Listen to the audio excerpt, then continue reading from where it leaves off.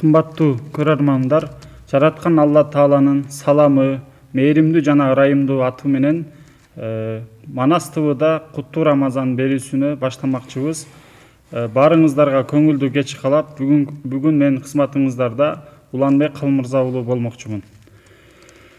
Биз өткөн берүүлөрүбүздө орозо тууралуу кутиба алейкумус сияму кама кутиба алаллазина мин qablikum деп аяттагы силерден мурунку үммөттөргө дагы парз болунгандай, силерге дагы орозо парз болду деп айтып өттүк эле.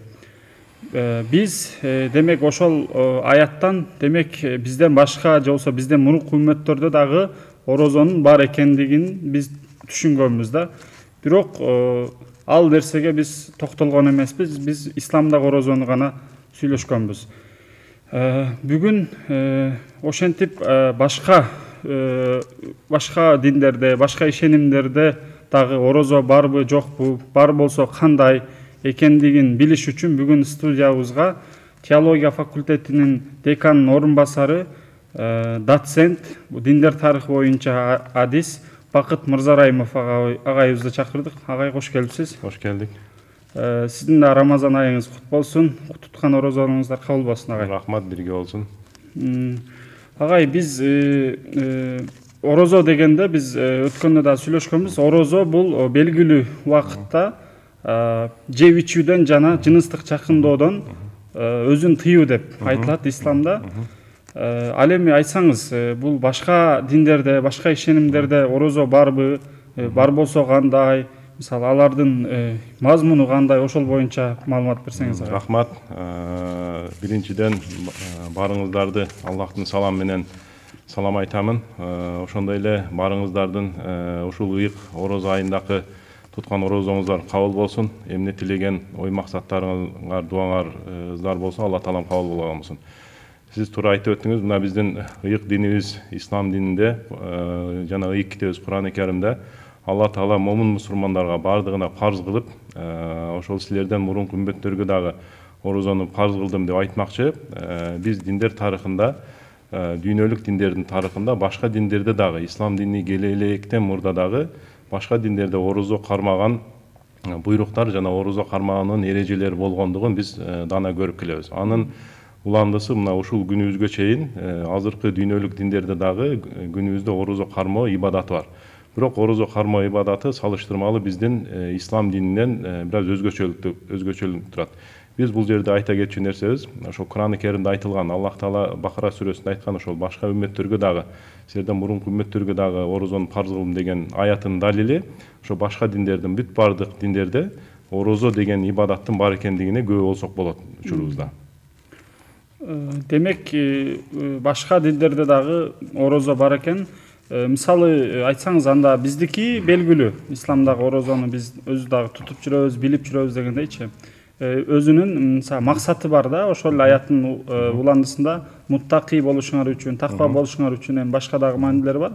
Ошол максатта деп айтылып атат да. Эми ошол дүйнөлүк, сиз айткандай, дүйнөлүк диндерде, башка ишенимдерде орозонун максаты эмне, кантип тутушат, ошол боюнча да айтып өтсөңүз. Жакшы, рахмат. Албетте башка диндерде дагы жогоруда айткандай орозо ибадаты бардык диндерде кездешет, бирок ошол орозо тутуудагы диндердин өзгөчөлүгүнө жараша орозо тутуунун максаттары дагы түрдүү экендигин байкасак болот да. Мисалы, кээ бир диндерге токтоло кете турган болсок, Кур'ан-ы Каримде айтылган кээ бир диндер, семавий диндер, же болбосо теңирдик диндер, же Алла тааладан түшүрүлгөн дин деп диндер тарыхында орун алган диндин негиздерине карап көрсөк, ошолордун биринде мисалы яхудилик, же болбосо кыргызчада жөөт дини деп дагы айтылат. Ошол яхудилерде дагы орозо ибадатынын бар экендигин көрөбүз да. Аллах таала Муса алейхиссаламга Торат деген китепти түшүргөндө ошол Торат китебинин ичинде да орозо жөнүндө ибадаттардын айтылгандыгын көрсөк болот да. Бирок эми учурубузда мындай алымдардын көз карашы боюнча ошо Торат китебинде бир топ мындай өзгөрүүлөргө душар болгон үчүн орозо жөнүндөгү аяттардагы же болбосо орозонун максаты жөнүндө айтылган ойлор дагы бир топ өзгөрүлүп кеткендигин байкасак болот да. Себеби дегенде Торат китептин ичинде да орозонун бир эле мындай түрү эмес, бир нече түрүн байкоого болот да. Ар кандай максаттарда орозо туткандарын көрсөк болот. Эң биринчи иретте ошол Кудай Таалага бир ыраазычылык иретинде тутулган орозону көрсөк болот. Ошондой эле бир иштин аткарылышы үчүн дуа иретинде тутулган орозолорду көрсөк болот Тораттын ичинде. Мисалы бир пайгамбар же болбосо бир ошол Тораттын ичинде аталган инсандар кандайдыр бир тілек каалоолорун ишке ашырышы үчүн орозо кармагандарын байкасак болот. Дал ошондой эле Тораттын ичинде Юнус алейхисаламдын дагы өзүнүн баягы укпаган же баш ийбеген коом үчүн жанакындай дуа иретинде орозо кармагандыгы айтылат. Кыскасы айтканда, яхудиликте орозо кармоонун бир нече түрүн көрсөк болот да. Негизинен орозо бар. Анан бирок кантип кармашат дегенде, биздикине окшоп 30 күндүк орозо тутуу деген бир түшүнүктөрү жок да. Аларда жылына сентябрь, октябрь айларына туш келе турган эң негизги болгон Йом Кипр деген, мындайча айтканда кафарат же болбосо кечирилүү күнү деген ыйык күндөрүнүн урматына ушундай бир 25 саатка созулган гана бир орозо кармашат.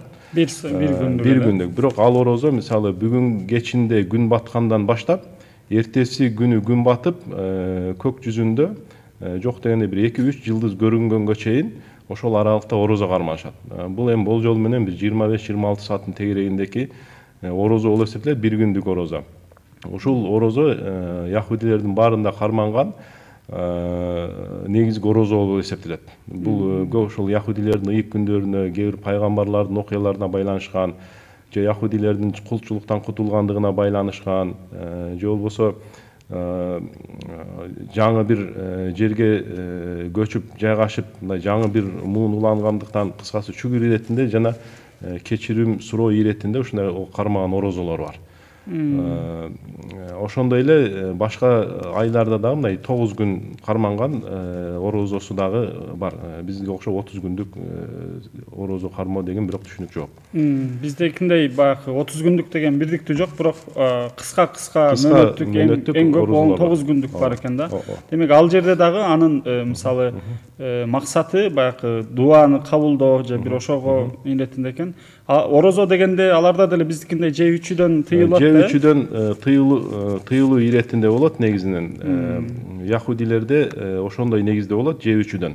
Анан баягы нафсини тарбиялоо же болбосо жаман сөз сүйлөбөө, жыныстык катнаштан алыс болуу деген ушундай түшүнүк аларда дагы бар.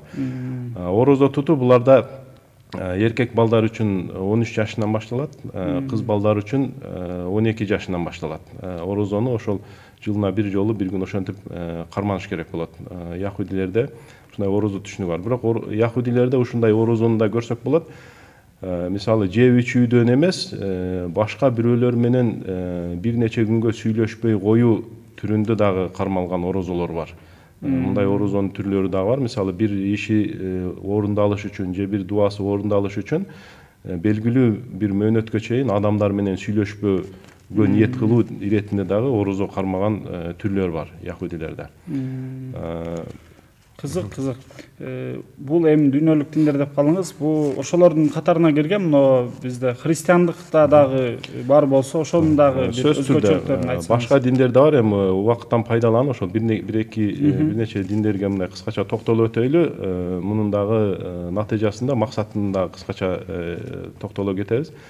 Христиан дининде дагы орозо деген түшүнүк бар. Бул орозо түшүнүгү негизинен христиан дини мындай тарыхый этап боюнча мындай яхудиликтин бир яхуди дининин бир мындай уландысы сыяктуу элестетилгендиктен орозо түрлөрү бир аз яхудиликке дагы жакындап кеткен жерлери бар да. Бирок христиан дини болуп аталып өз алдынча бир диндер тарыхында орун алып калгандан кийин булардын орозо түшүнүгүндө да бир топ өзгөрүүлөр пайда болгон да. Христиандарда белгилүү бир убакытта же болбосо белгилүү бир айда орозо тутат деген мындай түшүнүк жок да. Бул түшүнүк христиандардын ичиндеги кээ бир агымдарга же мазхабтарына жараша күнү дагы өзгөрүп турат да. Кээ бир айрыкча мына католик христиандарында орозонун мындай 21 жаштан баштап орозо карманыш керек. Орозо кармагандан эки түр орозо бар буларда. Биринчиси жанакындай тоба келтирүү же болбосо Кудайдан кечирим суроо иретиндеги аткарылган орозо бар. Экинчиси чиркөөнүн ичинде жамаат менен аткарылган орозолор болот.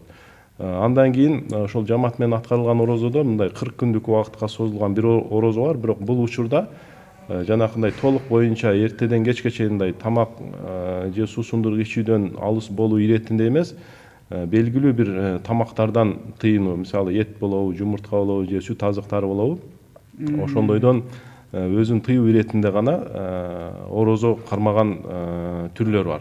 Протестант мазхабында болсо, агымында болсо, бул орозо кармоо адамдын өз ишине, эркине калтырылган. Мындай диний тараптан бир мажбурлоо иретинде орозо кармоо деген түшүнүк жок да. Ким кааласа ошол кармаса болот. Ал дагы убактысын өзү белгилеп ушундай жолду өткөрсө болот. Анан Иса алейхисаламдын чөлдө өткөргөн 40 күндүк окуясын эске алып туруп, онун урматына мына 40 күндүк мындай бир азап тартуу же болбосо чиле тартуу деген мааниде дагы мындай орозо кармаган мындай диндар христиандарды кездешсе болот да. Бирок алар дагы мындай жеп ичүүдөн толук бойдон тыйылбастан тамак азыктар жебесе дагы суу ичип, суу менен орозо кармайт деген дагы ушундай диний түшүнүк, ишенимдер бар христиан динде. Ал эми башка диндерге дагы бир аз токтоло турган болсок, мына чыгыш диндеринде демек ага чейин да кайым. Демек яхудиликте, индуизмде, башка жактан христиандыкта дагы демек орозо кармаалары окшошураак экен. Анан белгилүү баягы исламдагыдай бир мөөнөтү, датасы, күнү жок экен да. Анан белгилүү эрежелери дагы жок. Орозо мондай болгондо бузулат, тигиндей болгондо ачылат деген мындай шарттары дагы аларда кездешпейт да. Жеке христиандарда, мындай протестанттарда жеке бул көрүнүш болгон үчүн эми ар ким өзү каалагандай кармашы мүмкүн да. Ошол. Анан чыгыш диндеринде болсо индуизмде дагы орозо кармоо деген ибадат бар, бирок бул ибадатты негизинен жалпы мындай индус же болбосо индуизм динине ишенген кишилер эмес, анын ичинде жанакындай индуизмде каста системасы болгондуктан, 5 каста системасы бар. 5 каста система болгондуктан анын ичинде өзгөчө баягы дин адамдары кастасы, брахмандар, ошолор дин кызматкерлери катары белгилүү күндөрдө мындай орозо кармагандары кездешет. Буларда дагы орозо бирок кээ бирки тамактарды жебеген түрдө кездешет. Мындайча айтканда жесе дагы өтө аз өлчөм менен жеп, же болбосо белгилүү убакытка чейин өзүн ошол менен тыйып карманган ибадаттар бар. Бул негизинен ошол кудайларга ыраазычылык же болбосо кудайларга сыйынуу же болбосо өзүнүн бул дүйнөдөгү жана ахиреттеги мындай жашоосун куткаруу же болбосо индуизм дини ишеним боюнча алып карай турган болсок, бир кастадан экинчи кастага оңой өтүү деген ушундай түшүнүктөрдү камтыйт булардын индуизмдин орозосунда. Бирок жалпы мындай жамаат иретинде белгилүү ушундай күндөрдө кармайт деген же бир ай, 2 ай кармайт деген мындай орозо түшүнүктөр жок. Ошол индуизм ичинде кээ бирки мындай жамааттар же болбосо агымдары, брахманизм деп айтылган бир агым бар. Ал ошол агымындагы кээ бирки диндар кишилер гана кээ бир ар бир айдын 12-чи же 13-чү күнүндө, числосунда ошондой катуу орозо кармагандары белгилүү. Индуизм боюнча ушул нерсени айтсак болот. Анан индуизмдин бир агымы катары чыгып, бирок дүйнөлүк диндердин катарына кирип кеткен буддизм боюнча дагы орозо түшүнүгү бар. Будда өзү негизинен жөнөкөй эле бир инсан болгондуктан мындай негизги бир орозо мындай карманыш керек же тигиндей карманыш керек деген айткан бир белгилүү бир шарттары жок да. Бирок элдер, ошол буддисттер Будданын көрсөткөн жолунан кетип, орозо кармаганды дагы өздөрүнө кабыл алышкан да. Анткенде Будданын жашоосун алып карай турган болсок, бул негизинен жанакындай дүйнө жашоосун же болбосо мындай акыйкатты издөө үчүн өтө татаал жолду басып өткөн да. Бул татаал жолду басып өткөндө ошол 13 жылга чейин токойдо ачка калып эч нерсе жебестен бир гана суу ичип анча мынча баягындай чөп чар жеп жан баккандыгы мындай тарыхый маалыматтарда айтылат да. Ошентип бир териси менен бир сөөгү калганга чейин ошого чейин арыктап ошондой өзүнүн дүйнөлүк азык тамактардан да тыйган да. Ошонун негизинде буддисттер дагы өздөрүнүн баягы бул дүйнөдөгү мындай азык таануусун, тамак таануусуна белгилүү чек койгон буддисттер дагы кездешет. Булар өздөрүнчө мына ошол нерсени орозо кармоо деп кабыл алышат да. Андан кийин орозо буддисттердин орозосу боюнча ошо Будданын өзүнүн принциптери боюнча бул дүйнөгө ашыкча эле бул дүйнөгө берилип кетпөө жана акыретти дагы ашыкча унутуп калбоо деген ушундай принципти кармагандыктан орто жолду деген принцип менен ошол доктрина боюнча булар орозосун дагы ошого байлап коюшкан да. Мындайча айтканда тамак жей турган болсо дагы өтө аз өлчөмдө аз жеилиш керек. Biraz орозо деп эсептейт экен да. Анан тамактан дагы толук боюнча да өзүн да тыйып салбаш керек да. Анткенде эки дүйнөнүн тең бир мындай чегин карманыш керек. Ошол чыгыш диндеринде дагы бир мисал жайнизм деген бир дин бар. Бул дагы дүйнөлүк масштабта таанымал диндердин катарына кирет, бирок улуттук дин, индуизмдин ичиндеги. Ошонун ичинен пайда болгон бир дин агым. Индуизмдин ичинен пайда болгон диний агым, бирок менин жеке өзүмө өтө чоң таасир калтырган, же болбосо таң калтырган ошол жайнисттердин орозо тутуу абалы мындай өтө таң калыштуу да. Мындайча айтканда адамдар өзүн бир мааниде мындай азапка эле салып коюшат да. Бул маанидечи жайнисттердин мындай жалпылап алып карай турган болсок, орозосун 3 түргө бөлүп карасак болот да. Бул 3 түрдөгү орозону ар бир өзү каалаган жайнист кармаса болот да. Кантип кармайт? Мисалы биринчи түрүндө жайнисттер орозо кармаганда тилемчилик кылышат да. Тилемчилик кылайт. Тилемчилик кылып суранышат. Орозого ниет кылып баштайт, бирок тилемчилик кылат. Тилемчилик кылганда бирөөлөр азык тамак берсе, ошону жейт биринчи түрүндөчү. Бербесе, ошол боюнан жүрө берет, жебейчи. Орозо сыяктуу. Орозонун биринчи түрү ушундай да. Орозо кармашат, анан тойгозуш үчүн, курсагын тойгозуш үчүн тилемчилик кылат. Бирөө акча берсе же нан берсе, ошону жейт, ошо менен оозун ачат. Экинчи түрүндө мындан дагы бир аз оорураак, орозо кармайт, тилемчилик кылбайт. Бирок бирөөлөр өздөрү берип койсо жейт. Бирөөлөр бергенде эле жейт, жөн эле. Биринчисинде сурайт, берсе жейт, экинчисинде сурабайт. Бирок берсе жейт. Үчүнчүсүндө болсо, бул өлүм орозосу деп коет. Анда орозо тутат дагы, бирөө берсе дагы, бербесе дагы жебейт да. Ошол бербесе дагы жебейт. Бул орозонун түрү, ошол адам ошол орозо боюнча ошентип өлөт да. Ошондой катуу орозо кармаган жайнисттер бар да. Бул эми өтө мындай өздөрүн өтө диндар деп эсептеген жайнисттердин арасында ушундай нерсе кездешет да.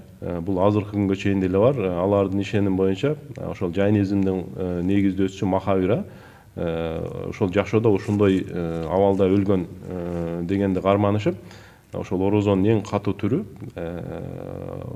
мындай орозого баштайт дагы эч нерсе жебестен, суу да ичпестен, тамак да жебестен өлгөнгө чейин ошондой калган жайнисттер немеси бар. Орозо ибадаттары бар. Ошондой эле мындай диний жөрөлгө катары болбосо дагы жөн эле мындай ден соолукту кармаш үчүн же узак убакытка жашаш үчүн диета сыяктуу карманган мына даосизм түшүнүгү бар. Мисалы Кытайдын ичиндеги даосизм түшүнүгү бар. Ал жерде мындай эч кандай мындай диний буйрук катары же бир парыз катары же вазип катары деген андай түшүнүк жок, бирок ден соолукта болуш үчүн ошол даосизмдин мындай жашоосу уланып кетиш үчүн деген ушундай маанилерди камтыйт да. Мына бир диета сыяктуу десек болот. Анткени дегенде ошол адам ден соолугу канчалык чың болсо, ошончолук мындай жанакы ички дүйнөсү, сырткы дүйнөсү күчтүү инсандар болуп, мындай даосизмдин уланышына себеп болот деген ушундай түшүнүктөр бар да. Анан тескерисинче кээ бир диндер ушундай диндер да кездешет. Орозо деген түшүнүктөрү бар, бирок адамдар же болбосо ошо динди негиздеген кишилер ошол орозону өздөрү атайлап чектеп же тыюу салып койгон да. Кандай токтотуп койгон да. Мисалы зороастризмде же зардуштук деп дагы айтабыз. Ал жерде ошол ден соолукка жанакындай зыян келип, ачка болуп, анан адамдардын ден соолугуна зыян келип, дин дагы мындай ошол сыяктуу алсырап жок болуп кетпесин деген мааниде орозону мындай көпчүлүк учурда тыйып койгон да, бирок негизи дининде болгон да. Бар. Демек аткарышпайт экен да, негизи. Аткарышпайт. Бирок дининде бар. Жалпысынан эми жалпы дүйнө элин алып карай турган болсок, тигил же бул абалда бардык диндерде орозонун бар экендигин көрөбүз да. Бул диндер болсо биздин ислам дини келгенге чейин ошол байыркы учурларда элдердин арасында тараган же болбосо бузулуп кеткен же түрдүү жолдорго тарап кеткен диндер деп айтсак болот да. Бул жерде кызык болгон жана Курандакыга далил болгон нерсе бардыгында орозо деген түшүнүк бар да. Бул диндер эч качан кээде бири-бирин көргөн эмес, же бири-бирин уккан эмес, бирок окшош ушундай түшүнүктөр пайда болгон. Демек бул дагы Куран-ы Каримде айтылган ошол силерден мурунку үммөттөргө дагы орозону парз кылдым деген аяттын бир далил катары көрсөтсөк болот.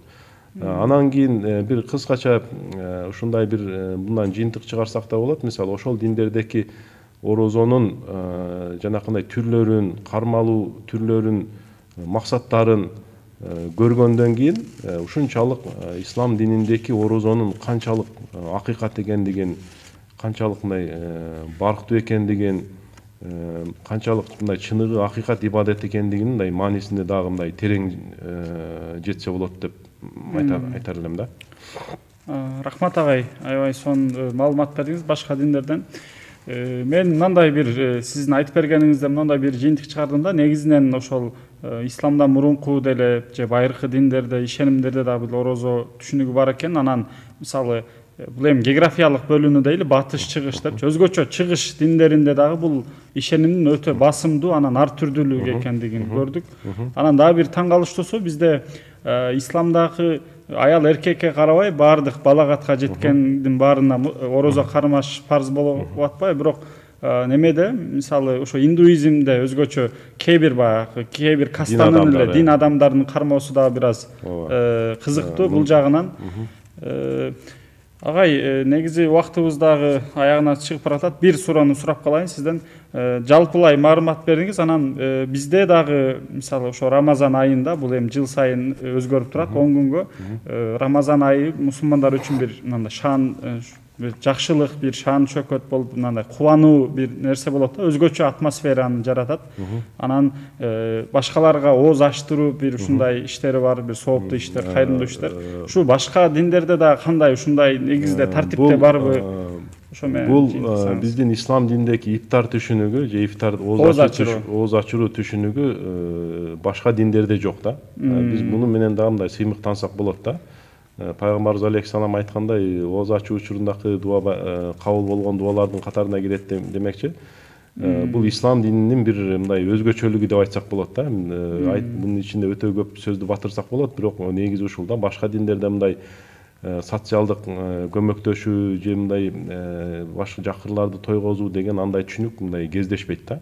Эми мындай жекече 2 киши 3 киши араларында мындай болуп аткандыр, бирок мындай жалпы ислам дининдегидей ооз ачыруу же ифтарлык деген мааниде мындай бир түшүнүк буларда жок башка диндерде. Демек ислам дининин ушундай артыкчылыгы бар экен. Агай, чоң рахмат.